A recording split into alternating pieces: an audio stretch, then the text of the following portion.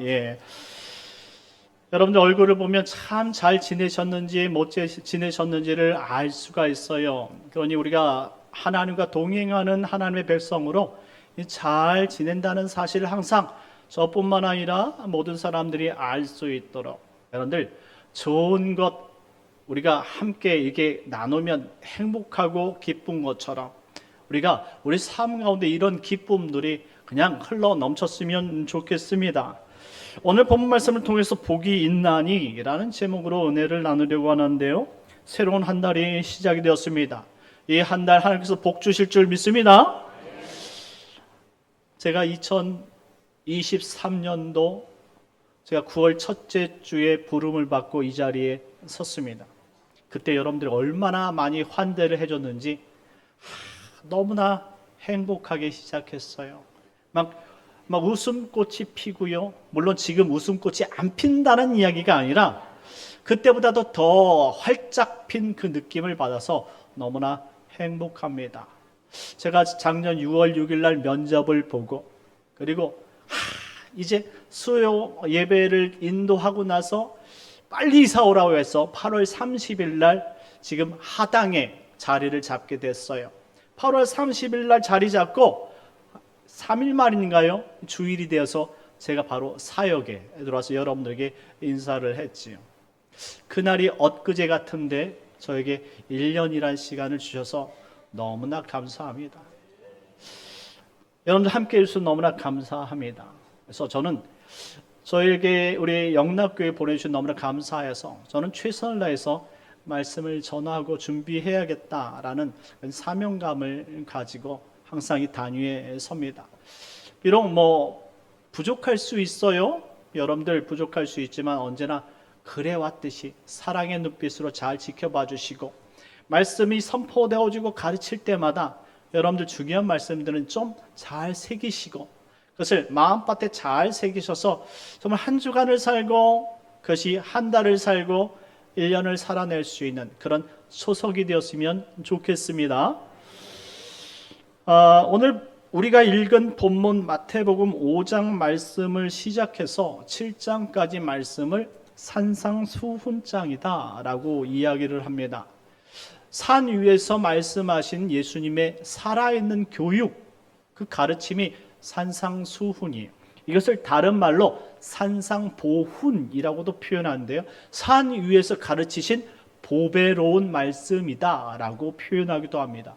이런 주옥 같은 말씀을 우리가 들었는데 2000년 전에 이스라엘 백성들이 듣고 복을 받았다면 우리도 21세기를 살아가지만 여전히 살아계신 하나님 앞에서 이 말씀을 들을 때 복이 될 줄 믿습니다. 남에게 주시 마시고 여러분들이 받아서 여러분들이 진짜 복을 누릴 수 있는 우리 믿음의 형제 자매들 되시길 예수님의 이름으로 축원합니다. 우리가 읽은 내용, 이것을 바로 팔복이라고 이야기합니다. 이 8가지 복은 이 산상수훈장의 핵심이며 그리고 이 가르침을 기준으로 해서 7장까지 이야기가 계속적으로 설명해 나가는 것이죠. 그러니 오늘 이 말씀 우리가 잘 새겨듣고 우리가 정말 우리 것으로 만들어서 남의 복이 아닌 우리 복이 되어서 9월 한 달도 믿음으로 승리할 수 있고 주님이 오시는 그날까지 우리가 예수 그리스도의 말씀의 반석 위에 서서 단단히 성장하고 성숙할 수 있는 영락교회 식구들이 되었으면 좋겠습니다. 우리가 읽은 1절 말씀을 보게 되어지면 예수님께서 무리를 보시고 산에 올라가 앉으시니 제자들이 예수님께로 나왔다라고 표현하고 있습니다. 이것은 제자들만 나온 것이 아니라 예수님께서 산 위에 오르실 때에 무리들도 함께 나와서 듣기로 간청했다, 이런 표현이겠지요. 당시 예수님을 따르는 무리가 어느 정도 될 것이라고 생각됩니까? 100명? 200명? 300명? 1000명? 2000명? 얼마 정도라고 생각하십니까? 이 산상수훈장과 이어지는 표적이 바로 오병이어 표적입니다. 누가복음 9장 14절 말씀에 보니까 모든 것을 계산하고 이 나누어줬더니 남자가 5천이요 라고 기록하고 있습니다. 당시 이스라엘 백성들은 남자를 기준해서 기록했기 때문에 그 당시 여러분 남자만 왔겠습니까? 아내도 왔지 않겠습니까? 그러면 남자, 여자, 부부만 낳겠습니까? 자녀들도 오지 않았겠습니까? 자, 한 가족 구성원을 4명씩만 잡아도 5천이라 하면 4배가 되지 않아요. 결국 2만 명 이상이 운집했을 것으로 생각이 되는 것이죠. 2만 명. 여러분들, 목포시가 22만 명 정도 되니까 약 10% 정도가 예수님을 따라왔다라고 이야기할 수 있는데요. 당시 전 세계적인 인구 비율로 따지면 2만 명은요, 엄청나게 많은 숫자입니다. 지금 80억 명 그렇게 이야기한다 할지라도 그 당시 몇 억 명이 되지 않는 상황 속에서 2만 명은 엄청나게 많은 숫자라는 사실을 기억할 필요가 있어요. 왜 이렇게 많은 사람들이 예수님을 따랐을까요? 이유가 있어서 그렇지 않겠느냐 이 말입니다. 소급해서 마태복음 4장 23절 이하의 말씀들을 살펴보면 이유가 있는데요. 백성들에게 천국 복음을 전파하시며 백성 중에 모든 병과 모든 약한 것을 고치셨기 때문에 그 소문이 수리아까지 퍼졌다라고 표현합니다. 수리아는 어디냐? 바로 이 사도행전에 보면 이스라엘 예루살렘 교회가 핍박을 받으니까 이방에까지 흩어졌는데 그 바로 이 이방의 지역에 세워진 교회가 수리아 안디옥 교회였어요. 그러니 예루살렘 유대인들이 아닌 이방까지 퍼졌더라 이런 표현입니다. 그러면 수리아까지 퍼졌다라는 말은 수리아에 있는 사람들도 소문을 듣고 예수님께 찾아왔더라 이런 표현이 되겠지요. 자, 이방까지 퍼진 소식을 듣고 예수님께 나온 놀라운 역사가 있었다라는 거예요. 당시 변변치 못한 환경에 제대로 된 의사도 없던 시절을 감안한다고 생각해 보십시오. 여러분들, 제가 예전에 들었던 말인데요. 이 감기약이 없어서 이 더위 지역에 있는 사람들이 감기가 걸리면 시름시름 앓다가 죽는다는 이야기를 들었어요. 약이 있으면 치료가 되는데 약이 없어서 죽는다는 거예요. 그 당시 여러분들 2000년 전으로 돌아간다면 이런 약이 있었겠습니까? 이런 의사가 있었겠습니까? 그러니 병이 걸리면 자그만 병에도 그들은 죽고 만다라는 표현이겠죠. 그런데 그런 시절에 사람을 고치고 불치병이 고쳐진다? 이런 소문이 났다라는 이런 소문이 났다라는 그런 사건을 볼 때에 이거는 사람들이 쫓아다니지 않으면 안 될 정도였던 것이죠. 지금 여러분들 내가 시름시름 앓고 있어요. 여러분들 정말 계속적으로 민간요법으로 치료하고자 했지만 이 질병이 치료되지가 않아요. 그러니 과거에 너무나 많은 사람들이 질병에 걸려 있을 텐데 이 사람들이 이런 소문을 들으면 당연히 예수님을 따르는 것 아니겠습니까?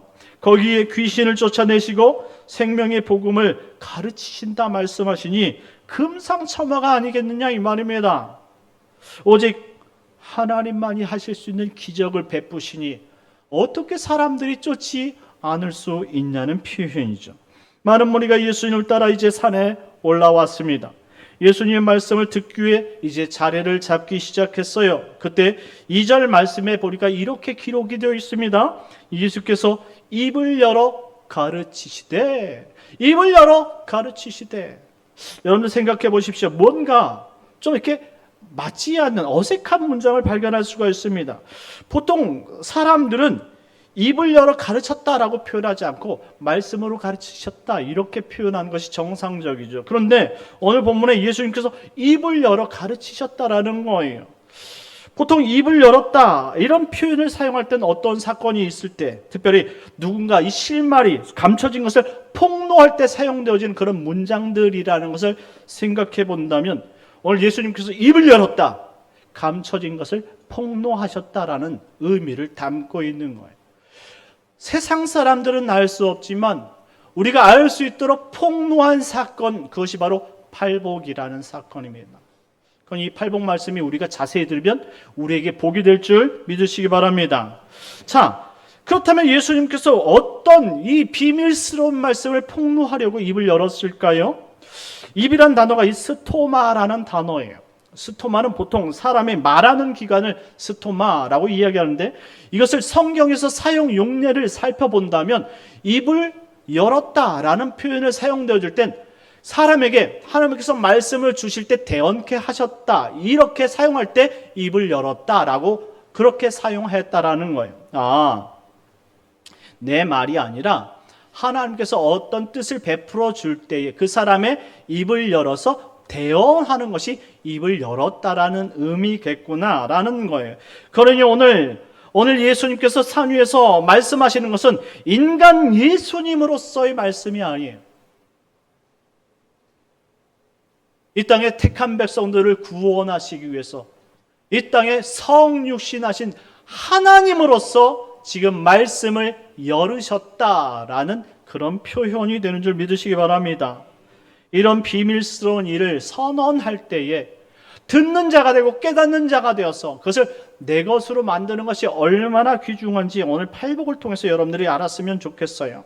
예수님 이전 구약시대엔 시내산에서 모세가 십계명을 선포했지요. 그것이 큰 사건이었습니다. 그렇다면 신약시대에는 오늘 예수님께서 이 팔복을 선언하시는 이 사건 자체가 우리에게 큰 사건이고 의미를 준다고 생각할 필요가 있어요. 자, 오늘 예수님께서 우리가 말씀하신 그 8개 복을 다 같이 읽었습니다. 이 8가지 복을 우리가 다 받기 위해선 대전제를 살필 필요가 있어요. 아하, 이 팔복에는 대전제가 되는 말씀이 있구나라는 사실입니다. 자, 이 팔복에는 첫째 복과 이 8째 복이 조금 남다른 복이에요. 자, 팔복 가운데는 이 문장의 시제가 적혀져 있는데 이 문법 가운데 시제를 이 첫째 복과 이 마지막 8째 복만 이 현재형 능동태로 기록하고 있다는 사실이에요. 그리고 둘째 복부터 7째 복은 미래형 수동태로 기록이 되어 있다는 사실입니다. 요거는 구별을 해야지 되는 이유가, 자, 현재형 능동태는 내가 지금 행하여야지만 받는 복이에요. 그런데 미래형 수동태는 먼 미래 이 현재를 내가 행할 때 나에게 주어져 얻게 되는 복을 미래형 수동태라고 말하는 거예요. 그러니 첫째 복과 8째 복을 행하지 않으면 둘째 복과 7째 복까지는 여러분들이 주어지지 않는 복이라는 설명이 됩니다. 그러니 첫째 문과 그리고 마지막 단추 8째 복, 그 안에 담겨진 복을 다 누리기 위해선 이 대전제인 첫째와 8째를 잘 이해하고 내 것으로 만드는 은혜가 있기를 예수님의 이름으로 축원합니다. 자, 그렇다면 이 첫째 복을 한번 살펴볼 필요가 있겠지요. 3절 말씀 다 같이 읽겠습니다. 3절입니다. 시작. 아멘. 심령이 가난한 자가 복이 있나니 천국이 그들의 것이며, 천국이 그들의 것이며, 반드시 마음속에 새기시기 바랍니다. 어떤 자가요? 심령이 가난한 자가. 이 심령이란 단어가 푸뉴마라는 단어인데요, 영이 존재하는 공간이에요. 여러분들, 영이 존재하는 공간 여러분들이 보여집니까? 보이지 않죠. 내 마음이 자리하고 있는 자리, 그것이 가난한 사람이 복이 있다라는, 이 가난하다, 이 부토코스라는 단어는 남은 것 없이 텅 비어있는 상태를 말합니다. 여러분들 대전제 여러분들 살펴보시면 이런 것이 있잖아요. 우리가 죄인이 되었기 때문에 우리 인간 안에는 선이 없고 죄가 가득하다. 그래서 우리는 이 위로부터 항상 이 선대로부터 물려받은 그 원죄로 인해서 죽을 수밖에 없는 존재가 된 것이잖아요. 이 죄를 비우지 않으면 우리는 해결함을 받을 수가 없는 거예요. 그러니 가난하다라는 표현은 이런 죄가 아니라, 세속적인 마음이 아니라 정말 이것을 이겨낼 수 있고 오직 내 마음을 하나님 것으로 가득 채울 수 있는 은혜가 있는 그 사람이 복이 있다라는 설명을 하고 있는 거예요. 한마디로 내 영이 가득, 내 죄된 영이 가득 자리 잡은 이 깊은 이 푸뉴마 속에 하나님의 성령이 내 안에 들어와서 나를 가득 채울 수 있는 그 사람이 복된 줄 믿으시기 바랍니다. 예수의 영, 성령이 임재하면 그 사람이 천국에 들어가게 된다라는 설명이에요. 자, 그렇다면 이 8번째 복 10절 말씀을 확인해 볼 필요가 있지요. 자, 10절 말씀 다 같이 읽겠습니다. 시작. 이를 위하여 박해를 받는 자는 복이 있나니 천국이 그들의 것임이라. 아멘. 자, 8째 복이 이 닫는 복인데요, 의를 위하여 박해를 받는 자가 복이 있는데 그들이 천국을 얻게 된다는 거예요. 자, 의가 뭡니까? 하나님의 의, 하나님의 뜻, 하나님의 섭리, 하나님의 나라를 말하는 거예요. 내 안에 성령이 가득 채워져서 내가 하나님의 의를 따르면 분명히 그것이 복이 있다라고 설명합니다. 그런데 의를 위하여 박해를 받는 자가 라고 설명하지 않았어요. 의를 위하여 박해를 받은 자가 복이 있나니 라는 거예요. 오늘 지금 여러분들이 예수를 믿기 때문에 예수님처럼 살기 위하여 살아가는 그 자체로 그 삶이 바로 천국에 들어갈 수 있는 사람이다 라는 거예요. 그러니 내 신앙 따로, 그리고 내 삶 따로, 내 믿음 따로, 내 인생 따로 사는 사람들은 이와 같은 복을 누릴 수 없다라는 설명이 되는 거예요. 자, 심령이 가난해야 돼요. 그리고 성령을 받고 내가 하나님 나라를 간구하는 사람이 되어지지만 복이 되어지고요. 그리고 그것으로 인해서 내가 열심히 주님을 위해서 살기로 작정함으로 내가 오늘 주어진 이 예수님 믿기 때문에 받는 이 박해와 어려움들을 이겨내는 사람이 복이 있는데 그들에게 천국이 주어진다라고 설명합니다. 그러니 오늘 우리가 예수 믿기를 정말로 제대로 믿는다면 그 예수를 믿는 것이 교회만 나오는 것이 아니라 우리 삶 가운데 똑같이 적용되어져서 예수님의 믿는 것이 이와 같은 삶을 살아낼 때에 우리가 천국 시민이 되는 줄 믿으시기 바랍니다. 이것이 바로 산상수훈의 핵심이라는 말씀이에요. 그래서 팔복 다음에 주어진 말씀들을 살펴보게 되어지면 17절 말씀 이하의 말씀을 따라야 하고 계명을 지켜야 하고 어떻게 해서든 예수님을 따라서 살아갈 때에 너희가 하나님의 백성이다 라고 설명하는 거예요. 그러니 우리가 말씀을 저버리고 내 생각 따로 그리고 신앙 따로 살아가는 것은 절대 천국을 소유하는 사람이 아니라는 말씀입니다. 그러니 오늘 우리에게 주신 이 팔복을 잘 마음속에 새기고 우리가 그와 같은 삶을 살 수 있도록 노력할 수 있는 복된 시간이 되었으면 좋겠습니다. 그렇다면 이와 같이 이 땅을 하나님을 믿음으로 따라가는 사람들, 박해를 참아내며 믿음으로 살아가는 사람들에게는 어떤 복을 주시느냐라는 거예요. 그것이 바로 둘째 복부터 일곱째 복까지입니다. 4절 말씀 다 같이 읽겠습니다. 시작. 애통하는 자는 복이 있나니 그들이 위로를 받을 것이며. 아멘. 자, 이가 둘째 복으로 애통을 이기게 하시는 위로의 복을 받는다라는 것입니다. 생각해 보십시오. 이 애통이란 단어가 펜데오라는 단어인데요. 슬퍼하다, 근심하다라는 의미를 가지고 있습니다. 의를 위해 따라가는 삶은 쉬운 삶이 아니라는 것을 설명하고 있는 것이죠. 예수 믿고 살아가는 것이 편한 삶입니까? 다 내려놓으니까 행복한 사람은 정말 이 사람은 정말 예수 안에서 진짜 믿음으로 살아가고 있는 사람일 수 있습니다.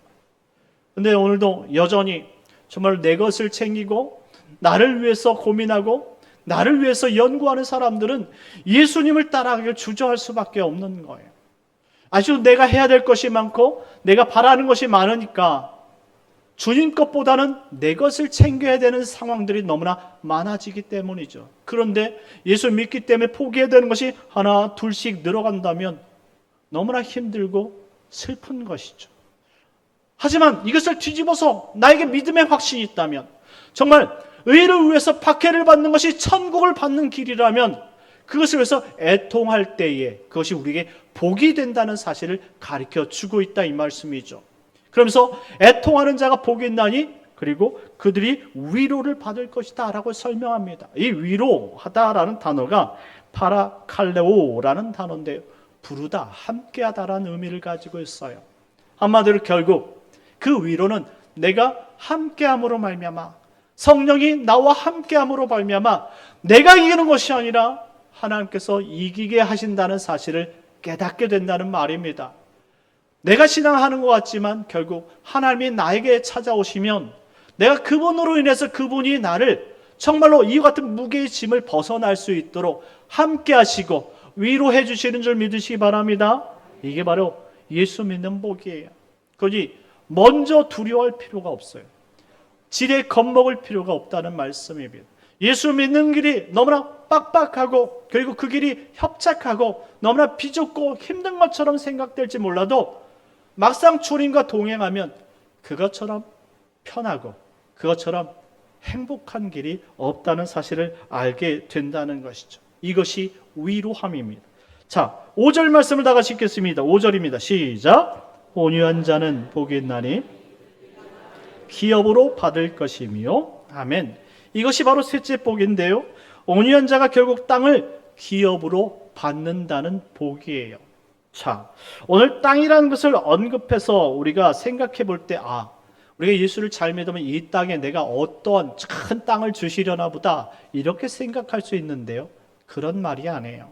자, 우리가 전제를 할 때에 첫째 복과 여덟째 복이 현재형의 능동태라고 말씀을 드렸고, 이 둘째 복부터 일곱째 복은 미래형이고 그리고 수동태다라고 설명을 드렸어요. 한마디로 나중에 얻어지는 복이라는 거예요. 그 복은 지금 이 땅에서 주어지는 복이 아니라 우리가 결국 도착하면 얻게 되어질 땅이라는 설명이에요. 그렇다면 우리가 이 땅이 아닌 우리가 도착할 땅은 어디겠습니까? 저 천국, 하나님의 나라인 줄 믿으시기 바랍니다. 그래서 이 첫째 복과 여덟째 복을 문 닫을 때에 그들이 천국을 가질 것이다 라고 설명해 주신 거예요. 그것이 우리에게 기업이에요. 이것이 변변치 않은 기업이라고 생각한다면 아직 예수를 덜 믿는 사람일 겁니다. 자, 이스라엘의 여러분들 신앙 형태를 생각해 보면 이렇게 이야기할 수 있어요. 이스라엘은 애굽에서 홍해를 건너 광야로, 그리고 광야에서 다시 약속한 땅으로 가는 것이 애굽의 구속사의 역할이었지요. 자, 그러면 우리가 생각해 보십시다. 우리는 대한민국에 살았지만 우리가 홍해를 건너 우리가 광야라는 삶을 살고 있어요. 그리고 이 광야를 마치면 우리도 약속되어진 땅으로 들어가는 것이 우리 인생의 구속사라는 말씀이죠. 그렇다면 이스라엘과 우리가 여러분들 갖고 구약의 이스라엘의 이 구원의 서정이 우리에게 그림자라면 우리도 여전히 지금 살아가는 이 땅이 대한민국이라 하고 현재 21세기라 말한다 할지라도 광야라는 사실을 기억할 필요가 있습니다. 광야는요, 통과하는 거예요. 우리가 집을 가기 위해서 지나가는 그러한 길일 뿐이지 우리가 이 길에 정착하는 사람들이 아니라는 것을 말씀해 주고 있어요. 그러니 이스라엘 백성들 가운데 광야에서 정착하려고 욕심부렸던 사람들은 어떻게 됐습니까? 광야에서 다 죽었어요. 오히려 저 미래의 가나안 땅을 마음속에 품고 따라가려고 했던 사람들만 약속의 땅으로 들어갔다라는 것을 생각해 본다면 우리는 이 땅에 욕심을 내면 안 된단 말이에요. 거듭나지 않은 사람만 이 땅에 욕심을 내는 것이지 우리가 저 천국에 소망을 두는 사람은 절대 욕심을 내지 않아요. 자, 그런데 여러분들 광야 사니까 여러분들 아쉬운 점이 많지요. 그런데 중요한 것은 이스라엘 역사 가운데 광야 40년을 살았을 때 그들에게 굶은 적이 없어요. 하나님께서 일용할 양식 만나를 주셨고요, 메추라기로 채워주셨다 이야기했고요, 그들의 의복과 신발이 상하거나 헤어지지 아니했다라고 표현하고 있습니다. 무슨 말입니까? 우리가 생각할 때 욕심으로 막 넉넉한 삶은 아닐지라도 굶지 않는 삶, 하나님께서 우리가 제대로 못하나 한 것 없지만 하나님께서 우리를 인도하는 삶, 평화로운 삶을 허락하시는 것이 광야라는 것입니다. 인간의 욕심이 쌓이면 그것이 사망의 장소가 되겠지만 하나님을 보고 말씀을 따라가는 장소라면 우리 넉넉히 통과할 수 있는 이 세상이라는 사실을 기억하시기 바랍니다. 그러니 광야에서 가장 중요한 것은 세상의 욕심이 아니라 말씀을 따르는 믿음인 줄 믿으시기 바랍니다. 믿음이 없으면 광야를 통과할 수 없어요. 그러니 말씀을 부여잡을 때 우리가 결국 하나님께서 온유한 자에게 주시는 그 땅을 차지할 줄 믿으시기 바랍니다. 이 온유하다라는 단어가 프라우스인데 이 프라우스는 친절 겸손이에요. 겸손한 자가 결국 저 천국에 들어간다는 말씀입니다. 6절 말씀 읽겠습니다. 6절입니다. 시작. 의에 줄이고 목마른 자가 복이 있나니 그들이 배부를 것이며. 아멘. 이는 넷째 복으로 의에 줄이고 목마른 자들에게 배부르게 해주시는 이 체험의 충만의 복이라는 것입니다. 이 문장 역시 미래형 수동태로 기록이 되어 있기 때문에 지금 우리가 의에 줄이고 목마른다라는 것은 현실 속에서 예수를 믿고 따르기 때문에 박해받는 그 상황을 전제하고 있다 이 말이죠. 한마디로 예수님의 나라, 하나님의 나라가 이 땅에 오기를 간절히 기다리면서 그것 때문에 정말로 애통해하고 힘들어하며 하나님 나라를 간절히 바라는 사람들에게 복을 주시고 그들에게 충만을 주시겠다라는 이 약속입니다. 요한복음 7장 말씀해 보면 초막절에 이스라엘 백성들이 하늘을 향해서 간절히 비를 구하면서 호산나 찬송하며 외치던 때가 있었어요. 그때 그들에게 간절히 비를 내려달라고 간절히 간구할 때에 예수님께서 성전뜰에서 이와 같은 이 외침을 하는 것을 우리가 읽어본 적이 있어요. 요한복음 7장 37절 38절인데 한번 다 같이 읽겠습니다. 시작. 명절 끝날 곧 큰 날에 예수께서 서서 외쳐 이르시되 누구든지 목마르거든 내게로 와서 마시라. 나를 믿는 자는 성경의 이름과 같이 그 배에서 생수의 강이 흘러나오리라 하시니 아멘. 이 말씀이 무엇입니까? 우리에게 영원한 생명을 주시기에 이 땅에 예수님을 보내주셨다라는 거예요. 그분이 나와 함께 있으면 그분의 약속대로 성령이 우리에게 목마르지 않도록 배고프지 않도록 충만히 배부르게 하신다는 역사를 가르쳐주고 있는 거예요. 그러니 우리가 예수님을 간절히 바랄 때, 말씀을 따라서 의지할 때에 주님께서 이 약속하신 성령으로 우리를 충만케 배부르게 하신다는 사실을 믿으시기 바랍니다.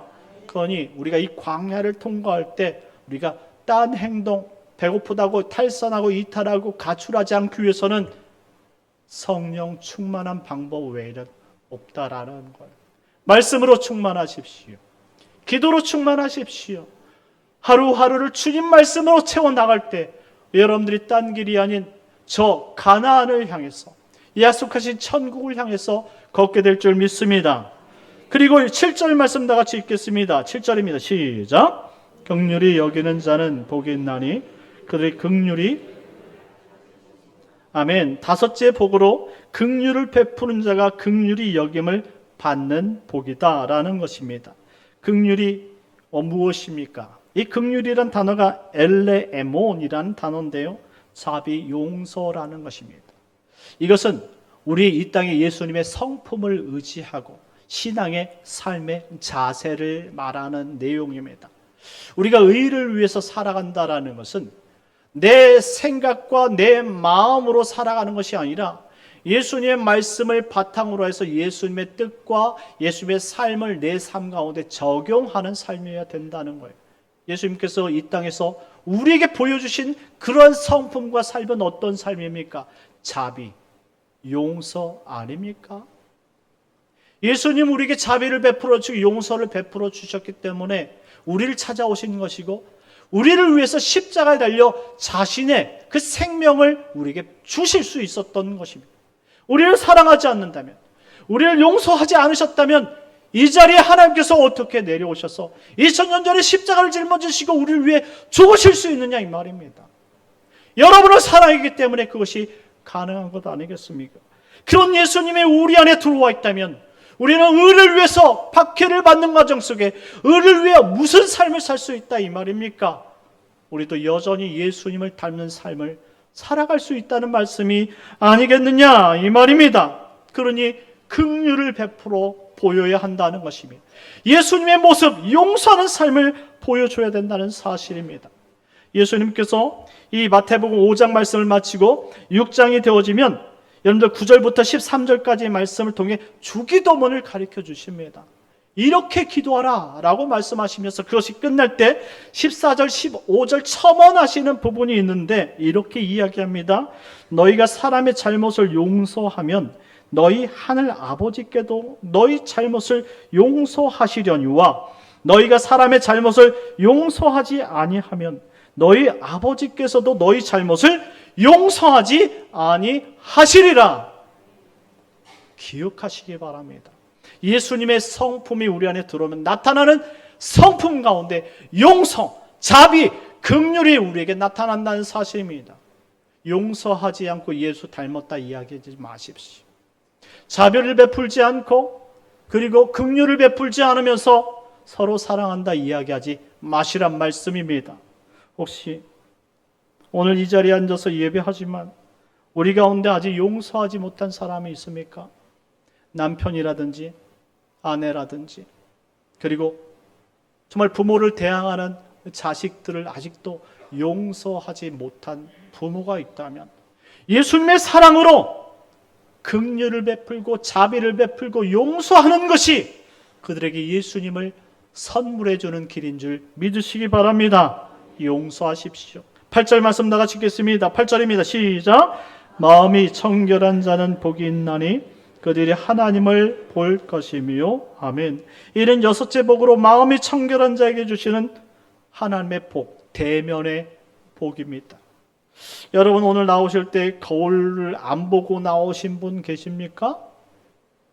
저도요, 강단에 올라오기 전에 반드시 거울을 보고 옵니다. 그래서 머리를 조금 이렇게 정돈을 해요.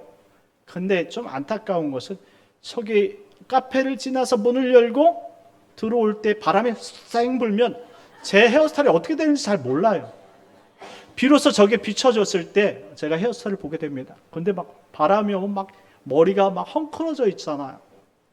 자기가 가꾼 만큼 자신의 거울을 아름답게 볼 수 있다는 거예요. 우리 권사님들, 여집사님들, 우리 여성도님들, 우리 여청년들은 오늘 분명히 교회 나오기 전에 화장하시지요. 화장을 거울 안 보고 하시는 분 계십니까? 막 안 보고 막 두들기고 안 보고 막 칠하고 그러신 분 있어요? 다 자신이 애장하는 그 거울 하나 정도는 다 가지고 있잖아요. 거울을 보면서 열심히 두드립니다. 그 두드릴 때 막 퍽퍽퍽퍽 소리가 날 정도로 막 두드리죠.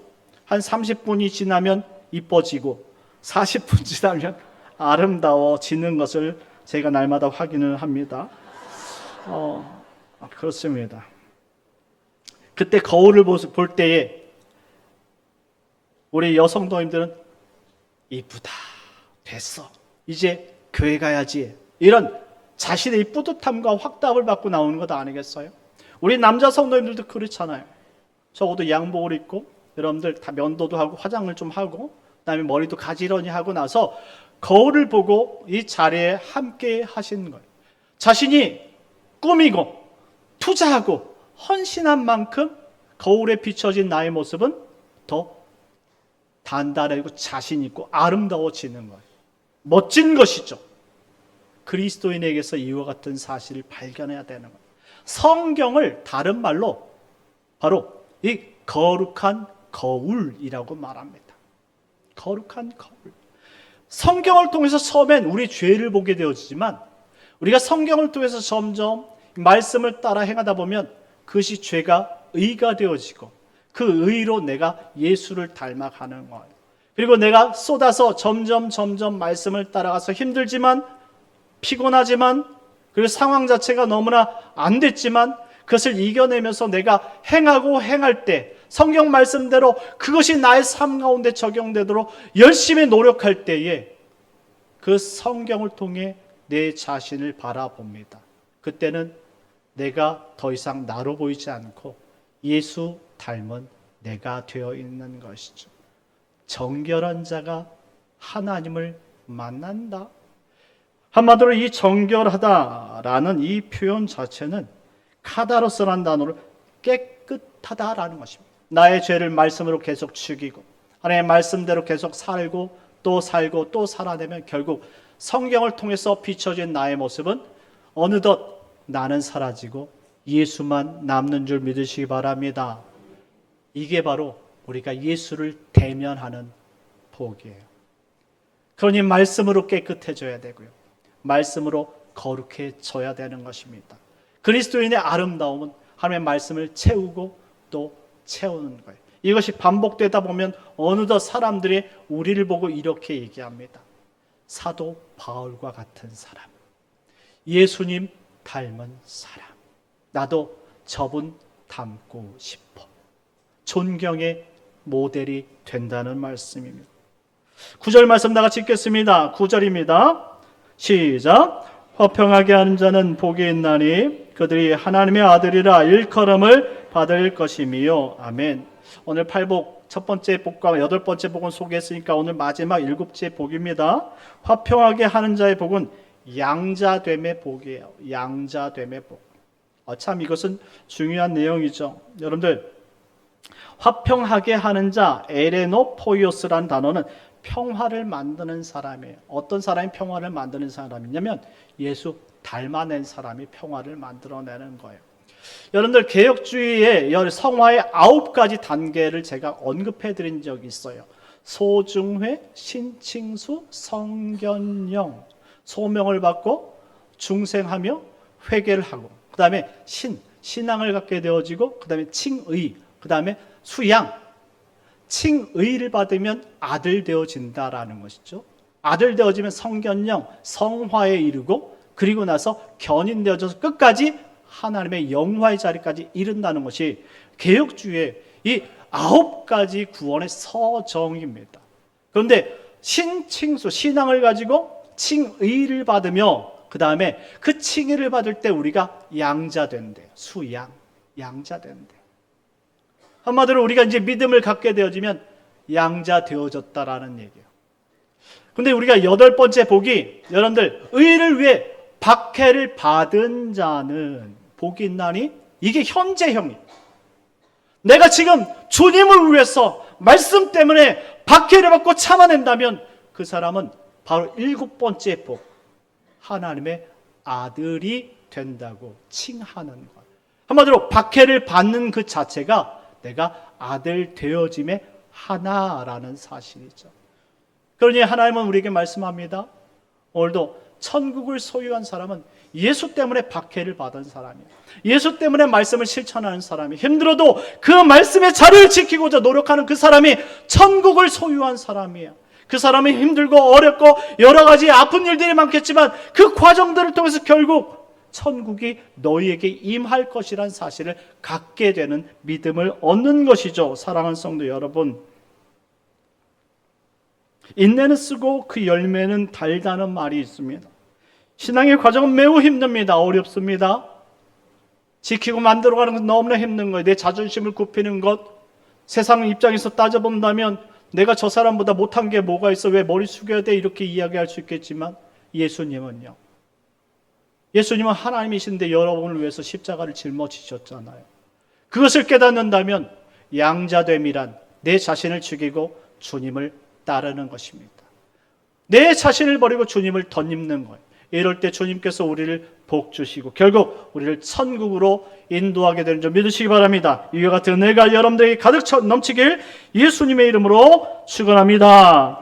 우리 다 같이 잠시 기도할 때, 하나님, 오늘 팔복의 말씀을 나눴는데 하나님, 우리가 말씀 따로 인생 따로 하나님 말씀을 따르지 않으면서 우리가 천국 백성 된 것처럼 착각하지 않게 하시고, 하나님 둘째 복에서 일곱째 복을 우리 말씀을 따름으로 말미암아 다 얻어서 주께 영광 돌릴 수 있는 복된 성도가 되게 하시고 9월 한 달도 하나님 지켜주시고 기도 제목들 응답되어지는 역사가 있게 하여 주옵소서. 우리 주여 한번 드시기 기도하도록 하겠습니다. 주여, 하나님 아버지 감사합니다. 하나님, 은혜가 충만케 하여 주옵소서. 주님 없이는 살 수 없사오니 주 예수 그리스도 그 살아계신 하나님의 놀라운 그 은혜를 체험하고 그 말씀을 따르다 지치고 힘들고 어려워도 아버지 그 말씀을 견디고 이겨내 그것을 마음속에 체득하며 하나님 쌓아갈 때에 하나님 아버지 우리에게 주어질 아버지 이 위대한 복을 누리게 될 줄 믿사오니 아버지 결코 포기하지 않고 이것을 얻기 위해서 우리의 목숨을 버리는 것은 아버지 전혀 아까운 것이 아니오니 하나님 지혜롭고 아버지 주의 영화로운 삶을 따라갈 수 있는 성도들 되게 하여 주옵소서. 오늘도 하나님 함께 해주시고 기도하는 것마다 응답되어지게 하시고 주님을 바라보게 하여 주옵소서. 참 좋으신 하나님, 은혜를 감사합니다. 오늘 팔복을 통해서 하나님, 우리가 그냥 이 겉모습만 예수 믿는 사람이 아니라 우리 내용까지도 주님을 뼛속같이 믿는 그리스도인이 되게 하여 주옵소서. 그래서 이 약속하신 저 천국을 소망을 품고 결국 우리에게 주실 저 미래를 향해 나갈 때 모든 것들이 다 채워지는 은혜의 역사가 있게 하여 주시옵소서. 8월까지 잘 지켜주신 하나님, 이제 9월 한 달도 주님 앞에 의뢰하고 주님을 따라가기로 작정했사오니 하나님 은혜를 베풀어 주시고 하나님 아버지 우리가 만들어지는 하나님의 자녀로서 만들어지는 은혜의 역사를 경험하게 하여 주시옵소서. 예수님의 이름으로 기도드리옵나이다. 다 같이 일어나셔서